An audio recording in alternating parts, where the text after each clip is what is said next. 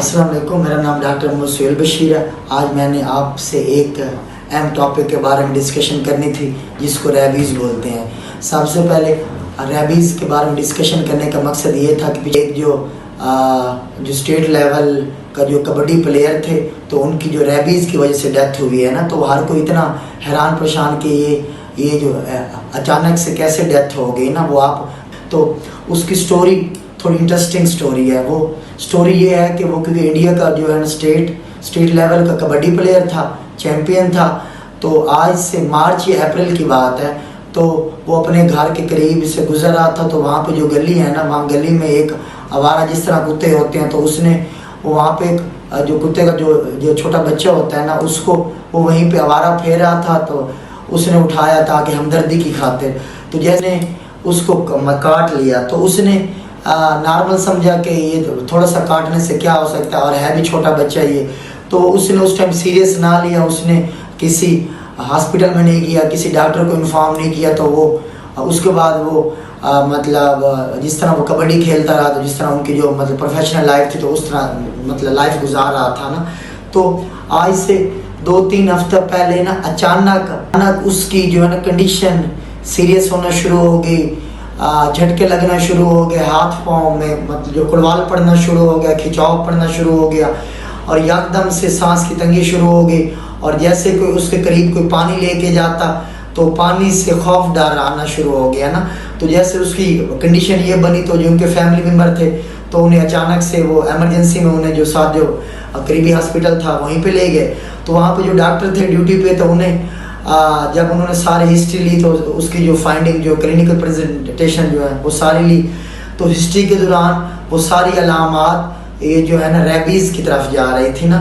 तो जब वो जो डॉक्टर ड्यूटी पे थे तो उन्होंने उनसे हिस्ट्री ली कि ये सारी अलामात तो रेबीज़ की है, कि इसने कोई घर में कोई पालतू जानवर रखे हुए हैं या कोई बिल्ली रखी हुई है। तो ऐसा कौन सा कोई पालतू जानवर रखने की वजह से बाज़ दफ़ा कोई उसकी वैक्सीनेशन नहीं होती, तो बाज़ दफ़ा वो भी काटने की वजह से हो जाता है ना।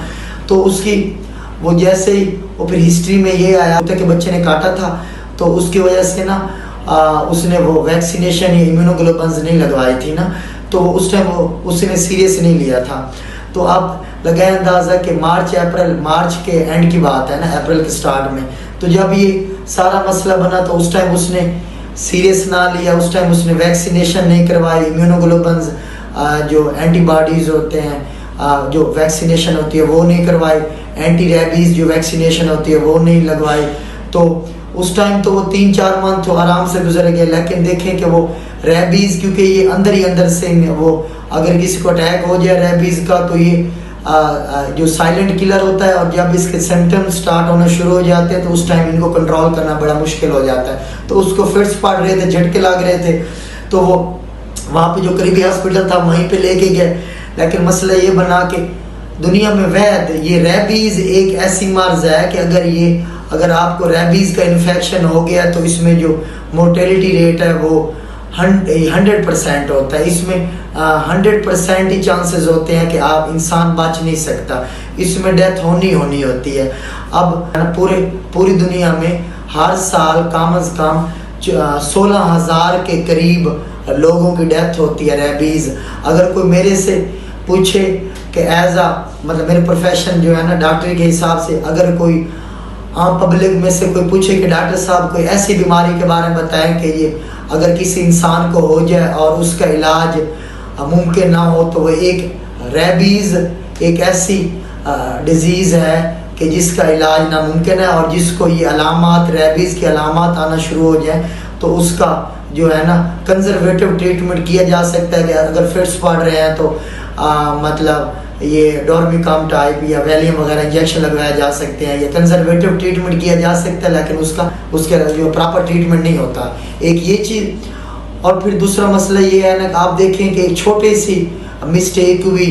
अब हालांकि वो जैसे उसको उसके डॉग के बच्चे ने काटा था, जब उसने उठाया था तो उस टाइम डॉक्टर के पास जाना ज़रूरी था। अगर वो वैक्सीनेशन लग जाती, इम्यूनोग्लोबुलिन्स लग जाते, तो ये नौबत ही ना आती।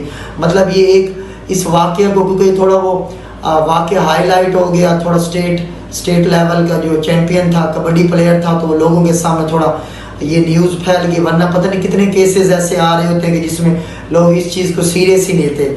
लोग कहते हैं कि बस हाँ ये छोटे से बच्चे ने काटा है, इसके एक थोड़ा सा अगर वो नाखन भी मारे या अगर थोड़ा सा काट भी ले तो वो कहते हैं कि इससे कुछ भी नहीं हो सकता ना। लेकिन ये इस चीज़ को सीरियस लेना ज़रूरी है। ये बार बार कहने का मकसद है, ये वीडियो बनाने का अवेयरनेस के मुताबिक। अब मैं गवर्नमेंट हॉस्पिटल RAC गढ़ महाराजा झांग में होता हूँ, तो वहाँ पे जो है ना वहाँ पे वैक्सीनेशन अवेलेबल है। TH2 लेवल पे वैक्सीनेशन अवेलेबल होती है, DH2 लेवल सिविल हॉस्पिटल, और गवर्नमेंट फ्री सहूलत देती है। गवर्नमेंट फ्री सहूलत इसलिए देती है ताकि थोड़ा एक्सपेंसिव होता है, ताकि हर बंदा जिसको भी कुत्ता काटे ताकि वो वैक्सीनेशन लगवाई जा सके। एक तो ये चीज़, और दूसरा कहने का मकसद ये है कि अगर ये मोस्टली पब्लिक के ज़हन में ये होता है कि रेबीज़ जो होता है सिर्फ कुत्ते के काटने की वजह से होता है, और हालांकि ये बात गलत है। गद्दे के काटने की वजह से भी रेबीज़ होता है, चमगादड़ के काटने की वजह से रेबीज़ फैलता है। अगर किसी ने पेट्स रखे हुए हैं, घर में कोई पालतू बिल्ली रखी हुई है, तो कैट रखी हुई है, तो उसके काटने की वजह से भी पेट्स जो है ना रेबीज़ फैलता है। तो बाहर के कंट्री में तो ये होता है, सिटी में लोग ये होते हैं, थोड़ी अवेयरनेस होती है, तो लोग जो भी उनका पेट्स होते हैं, जो भी उनका पालतू ये बिल्ली रखी होते हैं या कुत्ता रखा होता है, तो वो सीज़न के मुताबिक जो वेटरनरी डॉक्टर होते हैं ना, उनसे वो अपनी वैक्सीनेशन पूरी करवाते रहते हैं, क्योंकि वो उनका पालतू वो जो पेट्स होते हैं ना, तो उस हिसाब से ताकि वो सीजनल जो भी वैक्सीनेशन लगनी होती है वो वैक्सीनेशन करवाते रहते हैं। लेकिन रूरल एरिया में या विलेज लेवल पे इस चीज़ का कंसेप्ट ही नहीं होता कि भाई अगर किसी ने कोई बिल्ली रखी हुई है, कोई कुत्ता रखा हुआ है, पालतू कुत्ता रखा हुआ है, कि भाई वैक्सीनेशन लगना भी ज़रूरी होती है। एक ये चीज़, अगर किसी को कोई चारा काटने के दौरान या चारा लोड करने के दौरान अगर किसी को कोई गड्ढा काट लेता है, तो उसके लिए भी रेबीज़ वैक्सीनेशन लगवानी होती है। कोई चमगादड़ काटता है तो उस टाइम वैक्सीनेशन कुत्ते के काटने की वजह से वैक्सीनेशन लगनी होती है, और बिल्ली के काटने की वजह से वैक्सीनेशन लगनी होती है। और इसकी अगर एक मरतबा अलामात शुरू हो जाए तो उसका जो है इलाज करना बड़ा मुश्किल हो जाता है। एक ये चीज़, अब सवाल ये पैदा होता है कि जो कुत्ते के काटने की वजह से या बाकी गद्दे के काटने की वजह से ये फैलती कैसे है। इसको हम रेबीज़ एक वायरल इन्फेक्शन होता है। ये जैसे ही कोई जानवर काटता है, कोई पालतू जानवर काटता है या आवारा कुत्ता काटता है, तो उसके काटने की वजह से ये है कि जिस जगह से काटता है वहाँ पर ब्लड के ज़रिए ना कोई वायरल इन्फेक्शन होता है, ब्लड के ज़रिए वो हमारे दिमाग में फैलता है ना, और दिमाग में एक हमारा वो होती है ना प्रोटेक्शन होती है जिसको हम ब्लड ब्रेन बैरियर कहते हैं। इसका ये काम होता है कि वो जो ये दिमाग की हिफाजत के लिए काम करता है ना। तो जो रेबीज़ एक ऐसा वायरल इन्फेक्शन है कि जो ब्लड ब्रेन बैरियर को क्रॉस करके हमारे जो दिमाग में फैल जाता है, दिमाग में फैल के इंसेफेलाइटिस काज करता है।